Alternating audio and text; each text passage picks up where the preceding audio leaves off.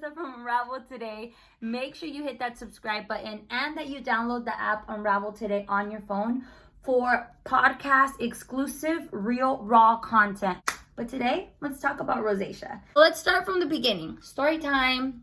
5 years ago, I was pregnant, hormonal, and breaking out, and I was going through it. When I tell you I was going through it, I was going through it, okay? My face had never been that way. I've always had perfect, soft, beautiful skin, tooting my own horn, chew, maybe a little bit, but I had never gone through that. I maybe had like 1 pimple or 2 pimples the most, but I never like broke out or had acne problems. So at 25, when I started seeing red spots, itchy, flaky, red, swollen, red, just redness in my cheeks, I was concerned. I probably waited about 6 months, as a true Latina would. We wait because we're trying to figure it out on our own, until I realized this is bad. This is like really bad. So then I finally went to the doctor and he said, Melissa, you have rosacea. First of all, I had no idea what rosacea was. Second, he gave me a sunblock, said, put this on, stay away from the sun, which was awful for me because I love tanning. I love being out in the sun. And he said, start eating right. Come back when you're no longer pregnant. I remember I was pregnant at the time. And he said, I can't really give you medicine now, so come back once you have that baby. Since I left there, I decided that I was going to try experimenting. I was going to try to figure it out on my own. I want to be very clear with you. Rosacea is a skin condition that is not curable. You can treat it, but you can't cure it. So you're always going to kind of have rosacea, period.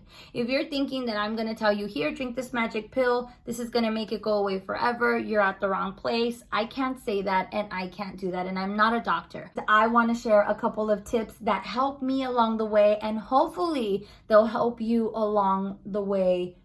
They'll help you in your rosacea journey.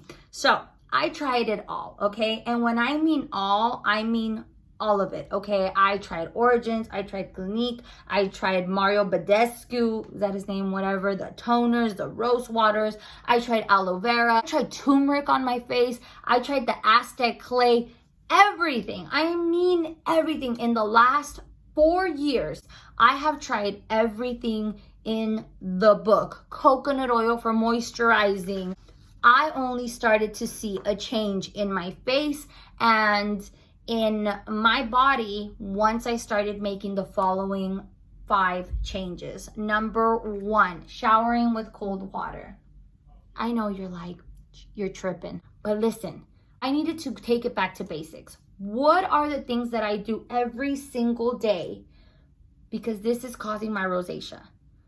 What are my habits that are causing my rosacea? So I took it back. The first thing I do in the morning is shower. How am I showering? I was showering with hot, steaming water. Water that was so hot when you would open the door, the steam would come out, the mirror would be completely drenched, like just awful. All hot, a little bit of cold. Yes, those were my showers. So I decided we're changing that. No more. Nothing but cold showers. And let me tell you, my face has improved drastically with these cold showers. Not only has my body temperature changed, like I'm no longer cold. I used to get really, really cold. I had frozen feet, frozen hands. I used to get heat flashes all the time.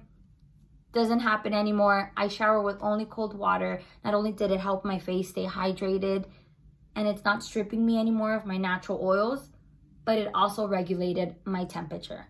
I live in LA. I know it's not that cold, but waking up at 3 in the morning and showering with cold water is tough for everyone, but you can do it. So try showering with nothing but cold water every day. This isn't just a once a week thing. You gotta be committed. Did I tell you this wasn't gonna be easy? If you thought that this was gonna be easy, helping your rosacea in your face was gonna come easy, girl.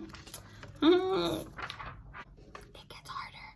Number 2, no coffee. No caffeine. Caffeine is so bad for you and your body and your skin. Again, I wake up at 4 in the morning because I have a radio morning show here in Los Angeles and I need the caffeine. Trust me. Was it hard?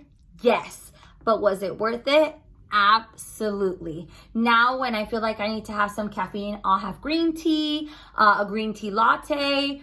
Going to Starbucks and getting an iced green tea latte with soy milk instead is my favorite thing. But also I still once in a while when I really am craving coffee, I'll have it, but I just detoxed my body so much from it that I no longer need it. I know that's going to be your first question, like, oh my God, did you get headaches? Did you? Yes, I did. And it was hard for me, okay? It was tough, really tough, but you can do it. You just got to stick through it and kind of weigh out what do you prefer? Having that cup of coffee or having good skin? Number 3, my Cool Mist humidifier. I cannot remember where I heard that a Cool Mist humidifier helps you. Helps your skin hydrate. It helps the flakiness and the itchiness. I mean, you hear people tell you all the time, drink lots of water, but nobody tells you, hey, sleep next to a Cool Mist humidifier. I would do a lot of research on it first. It tells you how you're supposed to take care of it, how you're supposed to maintain it or whatnot, put filtered water, pros and cons, but it definitely helped my skin. Not only am I hydrated, my skin is glowy. I sleep with this thing on every single night. Number 4, I totally changed my face regimen. It takes me 30 minutes to get into bed now. And every morning, I make sure I put on my stuff with my sunblock. Next week, I'm going to be uploading a video showing you guys what I use. Now, I'm not endorsed. I'm not sponsored by anyone. These are just the things that I found that worked for me. So you can definitely experiment, read labels, make sure there's no alcohol. As soon as you put something on and your face starts to get red, we're not using that anymore. Do your research, read. And number 5, the best one of all of them. Change the way you eat. I know, toughest one out of all. I'm talking about hot Cheetos, alcohol, spicy food, McDonald's, just all of these foods that are toxic for your body. Again, this is coming from someone who really believes that if you eat right, you feel right, and you look right. My face was communicating to me that something wasn't working or functioning well in here. And so when I changed the way I eat, I changed my diet, I started drinking more water, I started exercising, I started to feel and look better.